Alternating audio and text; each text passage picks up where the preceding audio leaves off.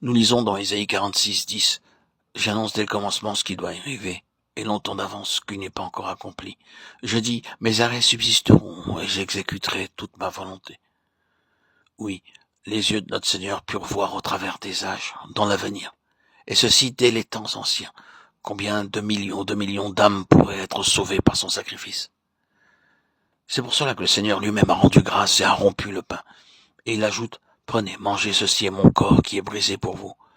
Faites ceci en mémoire de moi. » C'est pourquoi avant de participer à ce pain, nous-mêmes, nous rendons grâce. Chacun de nous, nous avons le même privilège de manger ce pain.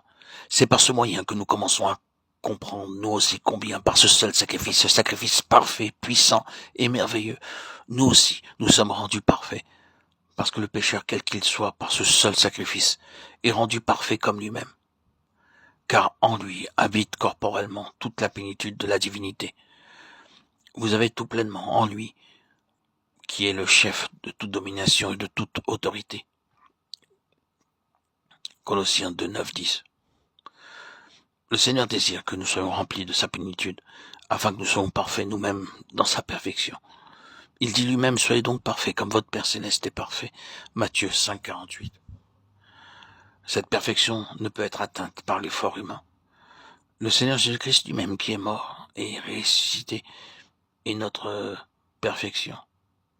C'est par sa perfection que nous sommes préparés pour la plénitude de Dieu. Et connaître l'amour de Christ qui surpasse toute connaissance, en sorte que vous soyez remplis jusqu'à toute la plénitude de Dieu. Éphésiens 3, 19. Quel immense salut, quel immense amour. Et maintenant par la foi, nous nous nourrissons de lui, qui est le pain vivant, la boisson vivante. C'est pour cette raison que nous le remercions, que nous lui exprimons notre gratitude et lui rendons grâce, que nous le louons et l'exaltons, que nous le magnifions et l'élevons, avant de prendre part à ces symboles visibles qui sont le pain et le vin. Ce n'est pas pour des bénédictions terrestres que nous le remercions à cet instant-là, mais nous sommes uniquement occupés des gloires à venir, car toutes les choses terrestres ne servent qu'à nous préparer en vue de cette association céleste et éternelle avec lui. Ainsi, par la foi, nous le mangeons et par la foi, nous le buvons, afin d'être semblables à lui dans le futur. Chacun de nous peut avoir cette même espérance. C'est pourquoi il nous faut examiner notre propre cœur et ensuite prendre part. Que chacun donc s'éprouve soi-même et qu'ainsi il mange du pain et boive de la coupe. 1 Corinthiens 11, 28. Il nous est rappelé ici comment nous sommes tous participants d'un même corps, étant une même famille dans le Seigneur.